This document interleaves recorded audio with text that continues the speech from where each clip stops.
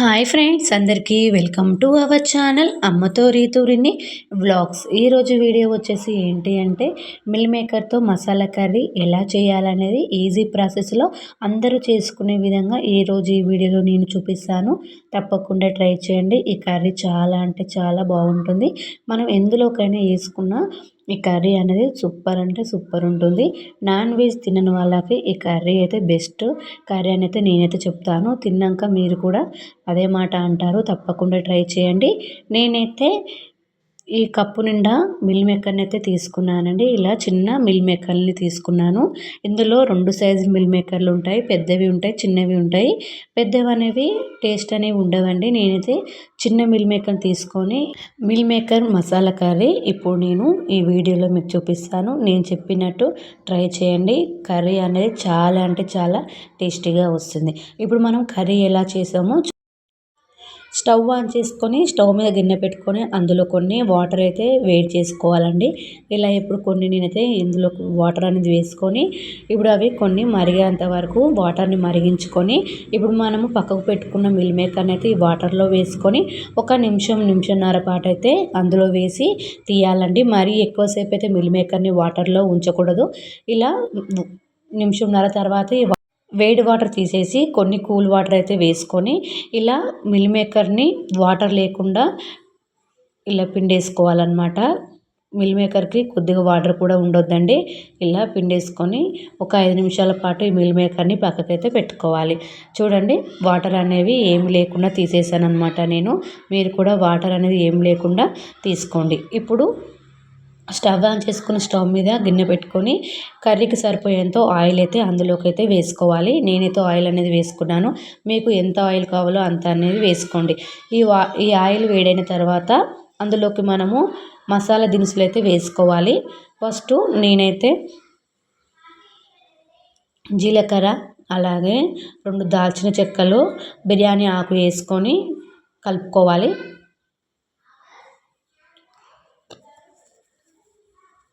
ఇలా కలిపిన తర్వాత నేను ఒక పెద్ద సైజు ఆనియన్ అయితే తీసుకొని చిన్న చిన్న ముక్కలుగా కట్ చేసి పక్కకైతే పెట్టుకున్నాను. అవే ఆనియన్ ముక్కల్ని ఇప్పుడు ఇందులోకైతే వేసుకొని ఒక 2 నిమిషాల పాటు మంచిగా కలుపుకోవాలి. అలాగే కొద్దిగా కరివేపాకు వేసుకొని కూడా కలుపుకోవాలి.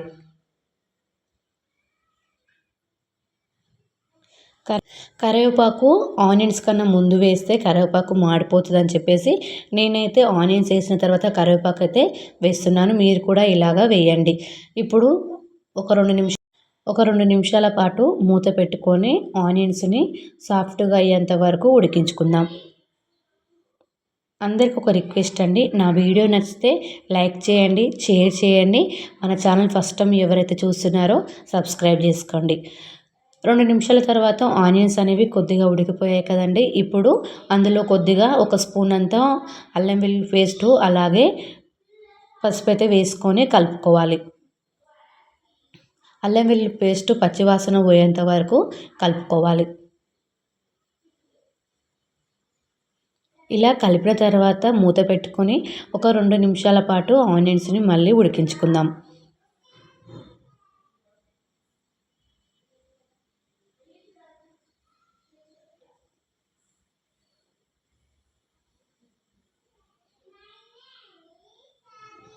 ఇలా ఉడికిన ఆనియన్స్లోకి నేనైతే 2 టమాటాలను, పెద్ద సైజు టమాటాలను తీసుకొని చిన్న చిన్న ముక్కలుగా కట్ చేసుకొని ఇందులోకి అయితే వేసుకున్నానండి.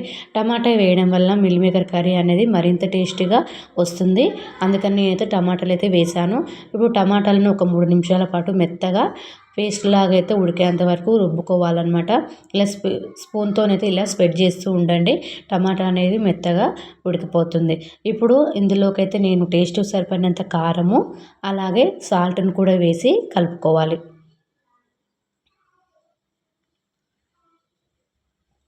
స్టవ్ అనేది సిమ్లో పెట్టుకొని కారము, సాల్ట్ అనేది వేసుకోండి, లేదంటే కూర అనేది అడుగంటుతుంది.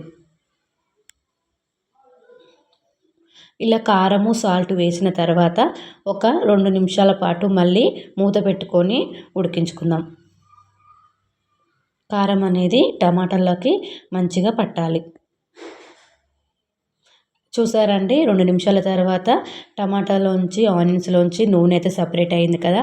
ఇప్పుడు మనము కర్రీకి గ్రేవీ ఎంత కావాలో అంత మనము వాటర్ అనేది వేసుకుందాం. నాకు కొద్దిగా గ్రేవీ కావాలి కాబట్టి నేను వాటర్ అనేది హాఫ్ గ్లాస్ పోసుకున్నాను. మీరు కూడా గ్రేవీ ఎంత కావాలో వాటరు అంతా చూసి వేసుకోండి. ఇలా గ్రేవీ అంతా దగ్గరికయిన తర్వాత ఇప్పుడు మనము మిల్ మేకర్‌ని ఇందులోకైతే వేసుకొని ఒక 3 నిమిషాల పాటు కలుపుకుందాం.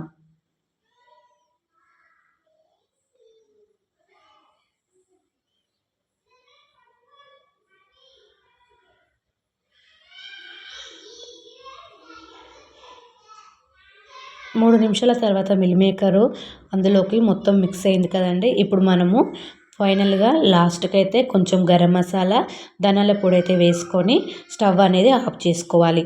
అంతే అండి. ఎంతో టేస్టీ అయిన మిల్ మేకర్ మసాలా కర్రీ అనేది రెడీ అయిపోయింది. తప్పకుండా నేను చెప్పినట్టయితే ట్రై చేయండి. చాలా అంటే చాలా బాగుంటుంది. సూపర్‌గా ఉంటుంది. మీరు కూడా ట్రై చేసి ఎలా ఉందో కామెంట్ బాక్స్‌లో కామెంట్ చేయండి. ఓకేనా ఫ్రెండ్స్? బాయ్.